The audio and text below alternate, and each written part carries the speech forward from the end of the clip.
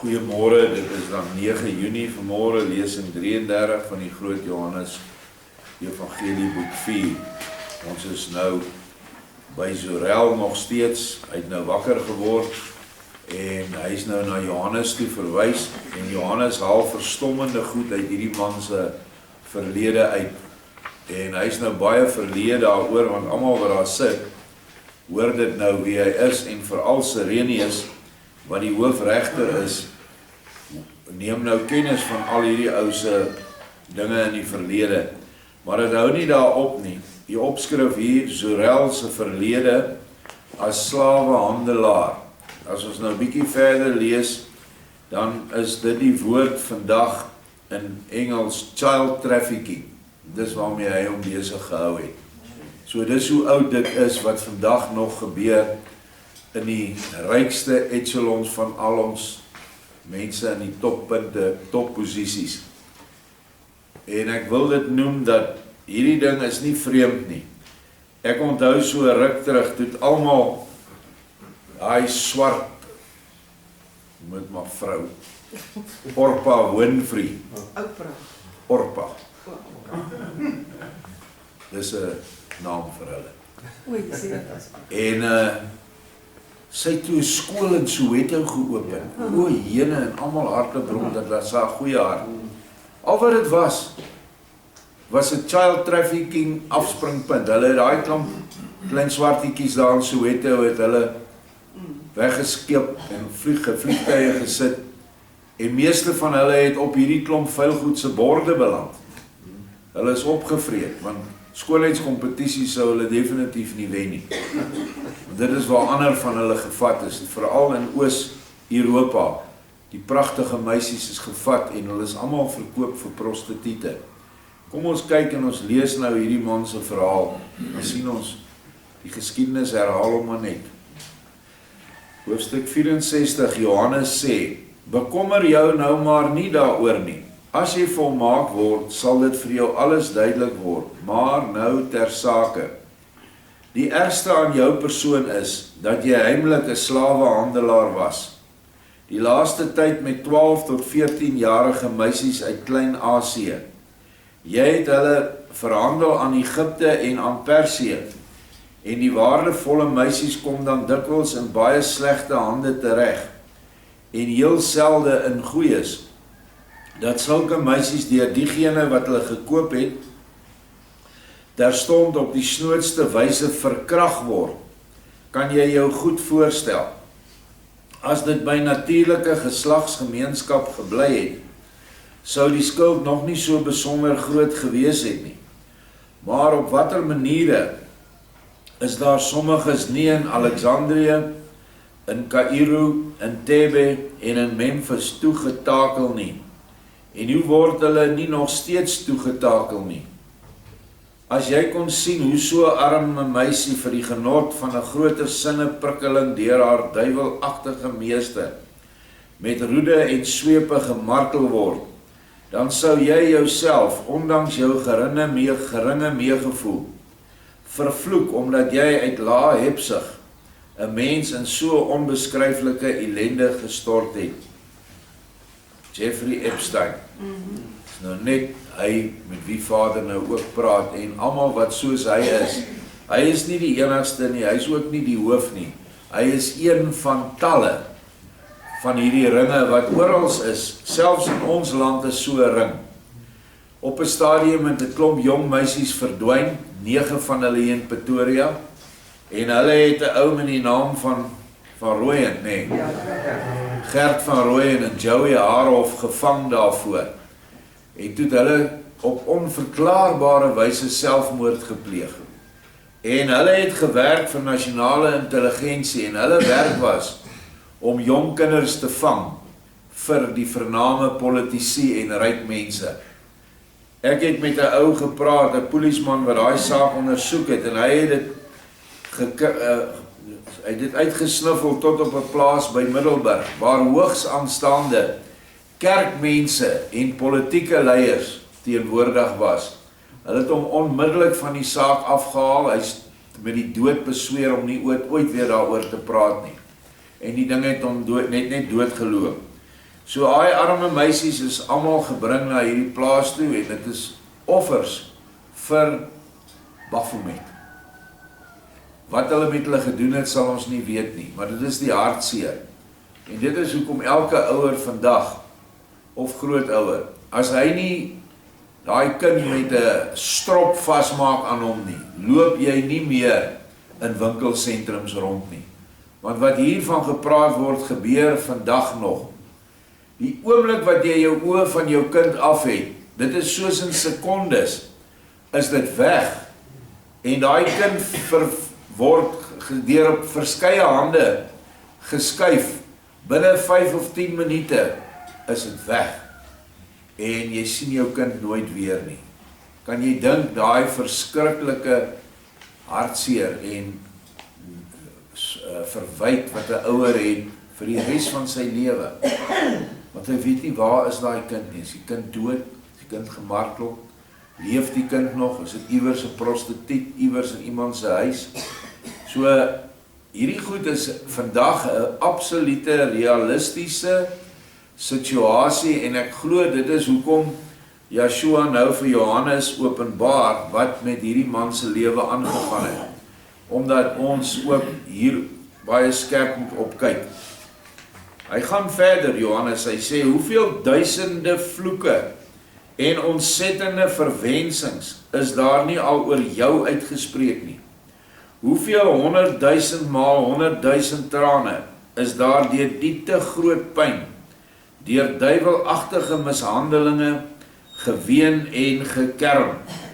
Hoeveel van sulke tere meisies het ten gevolge van ondraaglike pyne in die allergrootste vertwyfeling gesterf, en weet dat jy almal wat jou vervloek het op jou gewete het, want jy het jou geheime bose sake op groot skaal bedryf, veral ongeveer 3 jaar gelede, en die getal van hulle wat jy so vreeslik ongelukkig gemaak het groot geword en beloop nou al 8000 koppe. Ek vra jou, hoe sal jy dit ook maar ooit weer kan goedmaak? Wat het hierdie meisies aan jou gedoen, dat jy hulle so vreeslik ongelukkig gemaak het? Praat nou en lê rekenskap af. Hierdie, meer ons verder lees, hierdie man is 'n monster. Moenie vergeet, wat het met die magnetiese slaap gebeur nie. Hy was in die op die hoogste geestelike vlak, hoër as al die ander wat om Yeshua gesit het.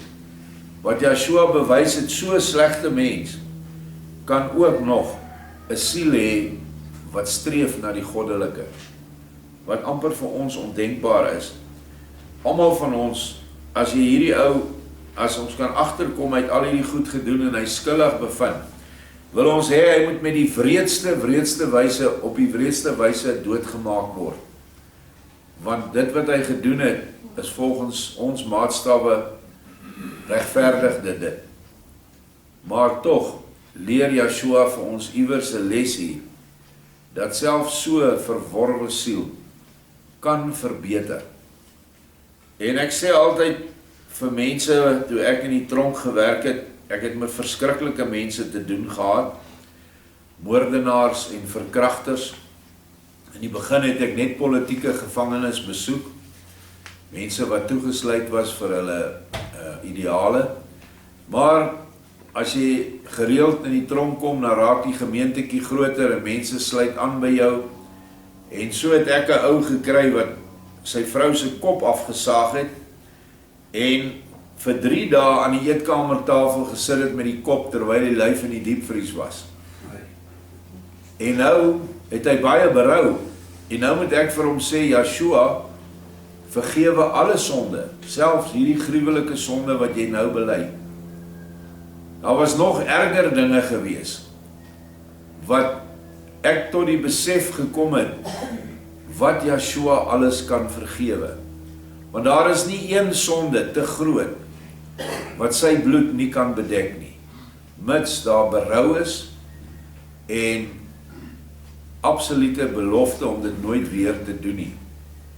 So, ons is baie vinnig om te oordeel, en hierdie les wat ons vandag lees, en gister eergister, is maar net om daai veroordeling 'n bietjie te temper. Of minstens heeltemal uit ons uit te kry. Sorel se verontskuldiging. Nou hierdie man, hy kan nie, jy kan hom nie op 'n fout wys nie, hy het rede vir alles.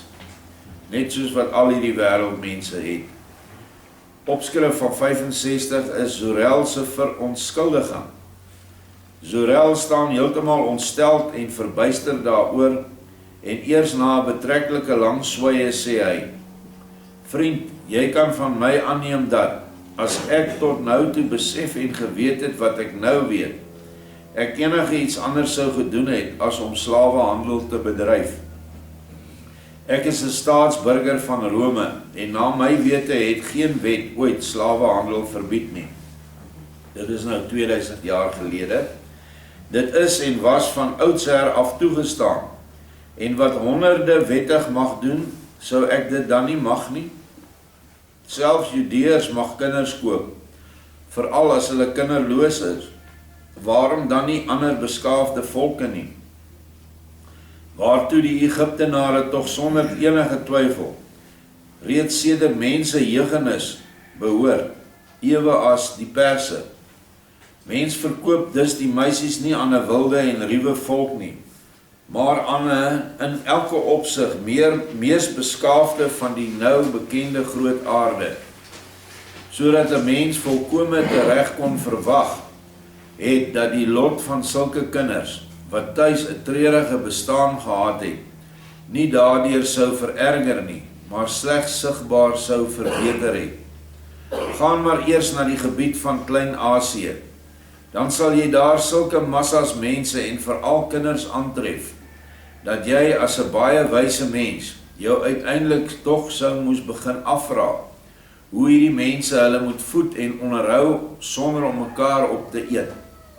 Ek kan jou verseker dat ek elke keer wat ek in die streke van Klein-Asië gekom het, gewoonweg met kinders bestorm was deur die bewoners. Vir 'n paar brode kry ek meisies en ook jong seuns te kus en te keer. Die kinders hardloop juigend na my toe en wil glad nie meer van my af weggaan nie. As ek daar 100 koop, kry ek nog 40 tot 50 meisies ekstra. Die Essene koop baie daarvan, haas al die jong seuns, ongeag die leeftyd. Ook meisies koop hulle herhaaldelik. Die Egiptenare koop slegs die reeds meer volwasse meisies, ten dele vir die werk, ten dele waarskynlik ook vir hulle plesier. Daar sal maklik enkele geilbokke by gewees het, wat sy slavin uit Welles gepynig het, maar daarvan sal daar tog nie baie wees nie.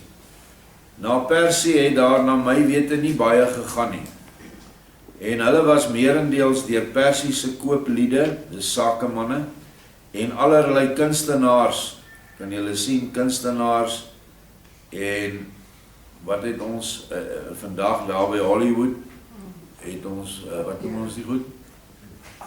Akteurs opgekoop, selfe vandag nog, waar hulle na my wete vir allerlei nuttige en goeie gewerk gebruik word. Bovendien bestaan daar in Persie reeds lank 'n wyse wet, waardeur alle slawe en slavinne na 10 jaar, as hulle self goed gedra het, die volledige vryheid kan kry, en daarna kan doen wat hulle wil. Hulle kan egter daar bly, self 'n beroep kies of ook huis toe terugkeer. Dus, die na Persie verkooptes kan werklik oor weinig ongeluk praat. Wel, dat het juis in Egipte nie so goed met sommige sou gegaan het nie, wil ek glad nie bestry nie, maar as ons na hulle vaderland toe gaan, sal ons baie daar aantref met wie dit as vry mens beslis geen haar beter gaan as met die ongelukkiges in Egipte nie. Want in die eerste plek het hulle byna niks te ete nie, sodat baie hulle voed met rou wortels wat hulle in die bosse soek, en baie is daar wat somer en winter, by gebrek aan enige kleding, heeltemal naak rondtrek en bedel, steel en waarsê. Sommiges van hulle weet om deur die te bedel of steel 'n paar flenterlappe te bekom. Vir die meeste slaag dit nie, en hulle trek daarom heeltemal naak rond, altyd met 'n troep kinders by hulle. Ja, as ek so lees, dan kan 'n ou in jou gedagtes hierdie derde wêreld situasie kan jy voor oë bring. So lyk dit in China, so lyk dit in Pakistan, so lyk dit in baie van daai klein Asië lande. Maar ook lyk dit so in Afrika ook. En nou kry hulle hierdie kinders basies spot goedkoop, soos hy sê, vir 'n paar brode.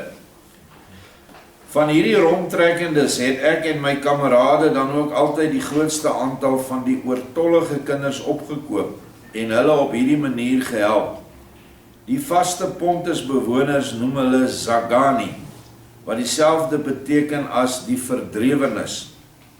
Dit wemel daar van hierdie mense, groot hordes trek daar rond en het nog huis, nog haar. Hole, gate in die grond en holbome is gewoonlik hulle woning. Nou vra ek jou of 'n mens hierdie mense nie reeds 'n groot weldaad bewys, deur hulle kinders vir niks oor te neem en hulle enigstens te versorg.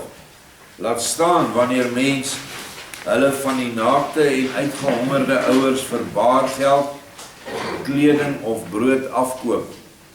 As jy volgens my manier van dink, wat tot nou toe gegeld het, met mekaar vergelyk, hoe enige van hierdie mense vroeër ellendige slawe van die grootste armoede was, en later deur my toedoen, goed versorgde slawe van mense geword het, dan sal jy maklik kan sien dat die ongeluk, wat ek volgens jou uiteensetting hierdie mense aangedoen het, nie so enorm groot is as wat jy dit vir jou voorgestel het nie. Maar ook dit sou ek hulle nie aangedoen het, as ek voorheen so sou gedink het soos nou nie. Oorigens sê ek vir jou in vertroue, hoewel ek verbaas is oor jou vrome en Godgewyde wysheid, dat dit vir 'n algoeie Elohim, as hy ook maar enigstens in die lot van die mens sou ingryp, dit tog ook wel iets wat vreemd is, om so 'n groot aantal welgevormde mense soos wilde diere op die aarde te laat rondkruip. 'n Almagtige Elohim sou tog gewis soveel kon doen, dat sulke mense 'n beter onderdak op die liewe aarde sou gevind het.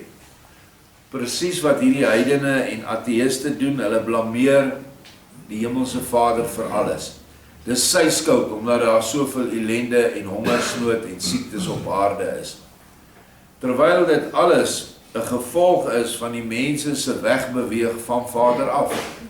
En nou kom hierdie mense soos hy, soos hierdie Zorel, en hulle by dit uit. En nou wil hy homself nog net verontskuldig. Hy sê, vers 7, dit is tog vir 'n denkende mens 'n bietjie vreemd, wanneer hy honderde duisende oorigsins welgevormde mense uitermate onversorg, hongerig en naak sien rondtrek, en hulle selfs met die beste wil ter wêreld nie kan help nie.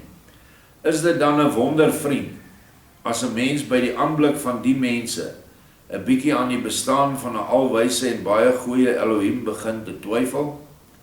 En my vroeëre opmerking oor 'n wet wat te nadruklik die eiendom beskerm, sou by die aanblik van soveel ellende tog gewis nie van alle gronde ontbloot kan wees nie. Vriend, nou ken jy my verantwoording en regverdiging ten opsigte van jou grootste verwyt aan my. Doen nou wat jy wil, maar vergeet nie dat 'n Zorel, wat die wêreld baie goed ken, met gespanne boog vir jou staan. En ondanks die flenters wat hom nou bedek, vir geen enkele wysheid te erg terugdeins nie. Maar verskaf my nou beter redes vir die feit, dat alles wat bestaan volgens Elohim se wysheid, so moet wees soos wat dit is. Dan sal ek verlig asemhaal en jou baie dankbaar wees. Maar, want jy moet net so goed kan insien, soos ek, dat daar menslik beskou, op aarde baie onnodige ellende heers, met daarnaast dikwels enkele mense wat in groot welstand lewe. Waarom het die een nou juis alles, en honderde duisend naas hom niks? Kortom, lê eers vir my die ellende uit, van al die Zagane in Klein-Asië. Wie is hulle? Waar kom hulle vandaan en waarom moet hulle in so ewige nood smag? Wat ons sien is uit hierdie ou se argument is, hy maak homself nou eintlik 'n groot verlosser, 'n tipe van 'n humanis wat hierdie mense wat so swaar gekry het, tog maar net daar wegvat, 'n paar pitte maak, 'n paar rand maak en vir ander beter mense gee. Hy verontskuldig hom heeltemal. En nou kla hy Vader aan omdat hy die aarde in so 'n toestand gelos het. En hy het nou nogal arrogant, hy is nou sê, dis my wysheid en jy moet 'n baie, baie groot wysheid hê om teen dit te gaan. Nou ja, Johannes vloer hom nou in die volgende hoofstuk, dis hoekom ek hom ook ingesluit het. Hoofstuk 66 is Zorel se ontuchtige misdade. Nou sê Johannes, as jy die ware wysheid uit Elohim meet, met die maat van die enigstens ontwikkelde verstand, dan het jy gelyk dat jy vir geen enkele wysheid terugduins nie. Maar omdat die ware wysheid uit Elohim nooit met die kort ellestok van die verstand gemeet kan word nie. Dit is 'n liniaal, soos alles uit Elohim met die maat van die ewigheid en oneindigheid. Daarom sal jy met jou verstand wel soms bietjie tekort kom. Maar dit tersyde, laat ons by die eindelike onderwerp bly. Jy vertel my as ter sake kundige hoe sleg dit met die Zagane in Klein-Asië gaan en hoe lendig hulle daaraan toe is, dat dit vir hulle kinders 'n egte weldaad sou wees en af en toe ook is om deur die slawehandelaars opgekoop en vervolgens ergens verder verkoop te word. Laat ons dus maar daaroor ophou, want jy hou 'n soort van goeie wil van jou kant af voor, en ek wil jou 'n 10de deel daarvan ten goede reken. Maar ek het uit jou gewetenskamer tog iets wat jy in bewaring gehou het, en daardie vreemde iets verbruik die 10de deel wat jou ten goede moes kom. Bykans heeltemal, sodat jy uiteindelik maar net pure slegte sake toegereken kan word. Ek betwyfel of jou verstand jou daarvoor enige regverdiging sal gee. So hy gee hom so 10% kans, ja, okay, miskien is dit so, maar daar is ander dinge wat jy nie vertel het, wat nou selfs daai 10% ook opvreet. So jy is 'n 100% slegte mens. Vertel my eers hoe jy, sê maar net vir jouself, dit kon regverdig, dat jy heel dikwels meisies verkrag het. Kan jy daarvoor dalk op 'n bepaalde verstandelike beginsel aanvoer, of ook 'n bepaalde verstandelike beginsel aanvoer, wat homself in hierdie geval nie verset teen die Mosaïtiese wet van Elohim nie, maar teen die Romeinse staatswet, wat swaar strawe oplê by die verkrachting van onvolwasse meisies. Die Mosaïtiese wet beteken vir die ou niks, maar die Romeinse staatswet sê, jy mag nie sulke goed doen nie. Het die ontsettende angs en pyn gehuil van 'n meisie wat jou groot sindelikheid ten prooi geval het, jou ooit geroer? En het daar nie, hoewel ietwat langer gelede, ongeveer 5 deur jou erbarmlik verkragte oorigsins baie welgeskape meisies op die mees ellendige manier in die wêreld gesterf nie? Jou metgesel het jou nog gewys op die finansiële skade wat julle daardeur ly, want julle sou die 5, 10 tot 12-jarige meisies vanweë hulle mooi en weelderige figure maklik vir 500 pond silwer in Kaïro kon verkoop het. Die aansienlike verlies vind jy weliswaar pynlik, en daarom verwens jy ook meermale jou groot geilheid. Maar dit het jy nog nooit verwens, vanweë die feit dat jy 'n blinde moordenaar van 5 baie lieftallige meisies geword het nie. Kyk net hoe sleg is hierdie ou in werklikheid. Kom al sy goed nou uit. Net soos wat dit aan die ander kant, wanneer ons oorgaan, al ons verborgde sonde ook geopenbaar gaan word voor almal. Nie net tussen jou en die Vader nie, maar tussen jou en die Vader en almal wat in daai ligsfeer is waarin jy gaan wees, of duisternis sfeer. Vat dit alles eers saam en sê vir my dan hoe jy jouself nou as mens onder die mense sien en of die maatstaf van jou verstand hier ook nog 'n rede vind om jouself te verontskuldig. Jy kan jou nie verontskuldig deur te sê dat jy 'n totaal verwilderde, ruwe natuurmens is, wat nouliks die verskil sou kon sien tussen die slegte en die goeie nie. Want voorheen het jy my baie goed aangetoon hoe betreurenswaardig ellendig die Zagane lewe en dat so 'n verwaarlosing van 'n hele volk geen besondere eer is vir Jahwe Elohim en vir sy liefde en wysheid nie. Ja, jy versoek my selfs dringend om aan jou te toon vanuit welke goddelike wysheidsbeginsel Elohim 'n groot volk so ellendig gebrek laat ly. Daardeur blyk dus dat jy 'n heel respektabele regsgevoel het en 'n volmaakte kennis van goed en kwaad. Hoe kon jy dan met die meisies so onmenslik handel? Naderhand het jy hulle wel self volgens jou ondeugdelike kennis geneeskundig behandel, maar daardeur het jy hulle nog meer kwaad aangedoen as van tevore deur jou geilheid. Praat nou en regverdig jou voor Elohim en die mense. Ja, is nie seker nie 'n baie lekker ervaring vir hierdie Israel, dat al hierdie vieslike dinge nou geopenbaar word nie.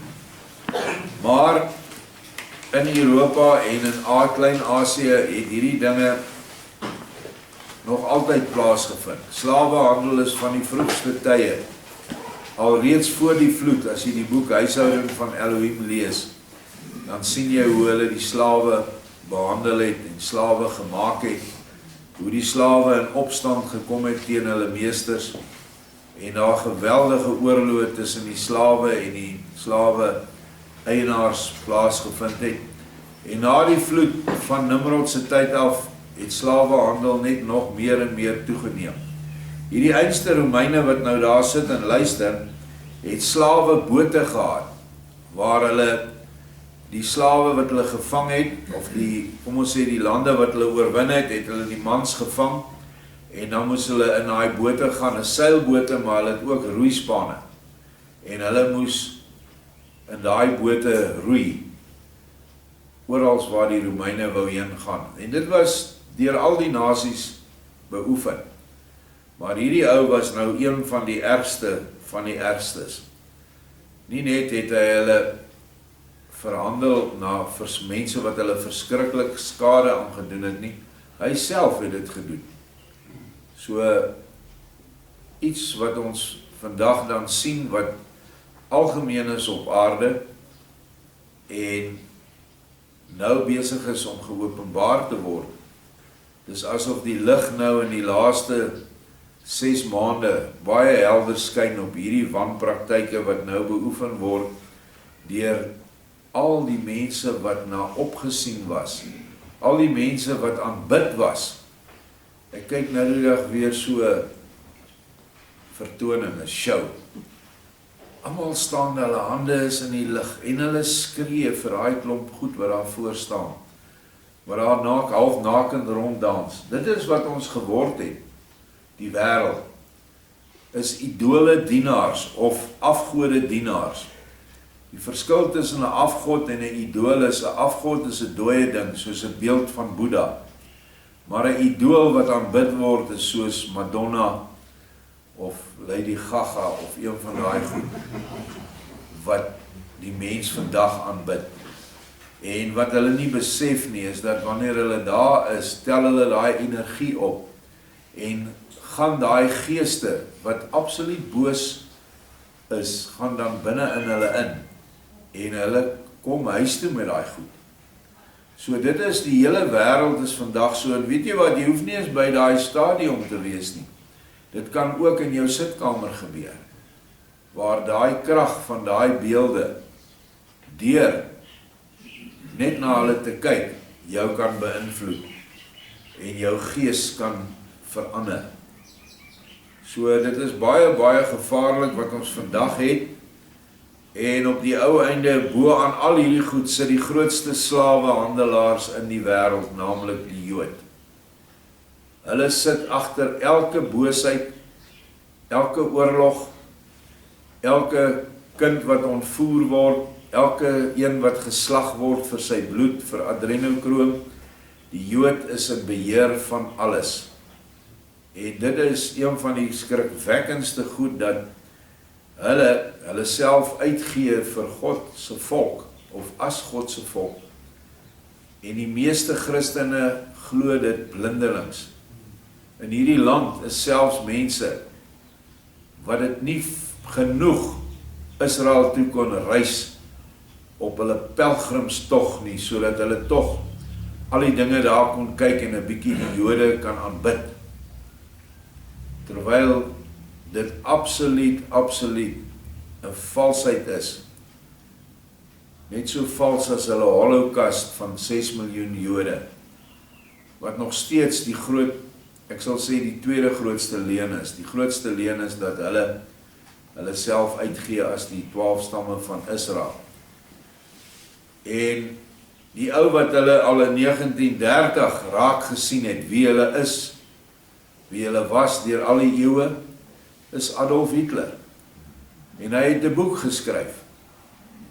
My strewe, né? Mein Kampf is in Afrikaans my stryd. My stryd. En nou sien die hele wêreld wat hy gesien het 70, 90 jaar terug.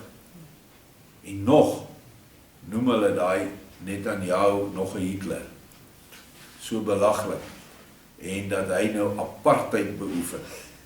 Mense onder apartheid het almal gefloreer, en enige swarte wat nugter kan dink sal dit vir jou sê. Ons apartheid is nie te vergelyk met hulle apartheid. Ons apartheid het ons self afgeskei van hierdie ander heidense nasies, en ons het 13 ander volkere met geld voorsien, sodat hulle vandag almal 'n grondgebied het, 'n hoofstad het, bedrywe daai tyd gehad het, fabrieke. En as jy dit vergelyk met hierdie ouens vandag wat daar in Jodeland bly, al wat hulle doen, en dis nie net die regering nie, dis die hele nasie, maak Palestynë dood, die geringste manier wat hulle dit kan doen, maak hulle dit dood. Ek sien nou kap hulle tot die mense wat daar gebly het vir duisende jare, hulle voorgeslagte. Hulle gaan nou in hierdie settlers, Joodse settlers, en hulle kap al die olyfbome uit. Olyfboorde wat sekerlik honderde jare oud is, word net opgesaag. Alles wat vir hierdie mense kan voorsien aan kos, word uitgeroei. Net soos wat die Russe dit gedoen het in Oekraïne, waar hulle elke saadjie gevat het, elke landbouwerktuig gevat het. En toe die mense moet plant, is daar niks om te plant nie, en toe kom die winter. Toe sterf, ek weet nie, hulle sê 6, 8, 10 miljoen daarom van die mense. So kyk mooi dat hierdie praktyke gaan vandag net so voort. En ons moet onsself daarvan afskei, ons moet een kan kom, en ons moet nie betrokke raak nie. Dit is wat dit beteken om heilig te wees.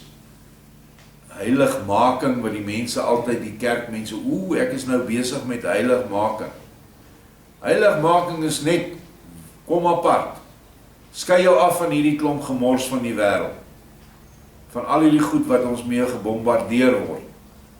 Dit is vir my die les wat hier geopenbaar word, dat ons nie moet deel word van hierdie goed nie. Maar ook dat ons nie aangestel is as regters op hierdie aarde nie. Ons kan net sê, Vader, laat U wil geskied. Hy is die een, want die wraak kom hom alleen toe, nie vir jou en my nie. Al wat ons mag doen, is om soos ons elke oggend daaronder by die wiel doen, ons bid vir lig oor die hele aarde. En verder, maar vir almal. En hulle wat die lig nie wil hê nie, en dit verwerp, sal dan noodwendig die duisternis erf. Maar ons is net aangestel om lig uit te stuur. Baie, baie dankie. Amen.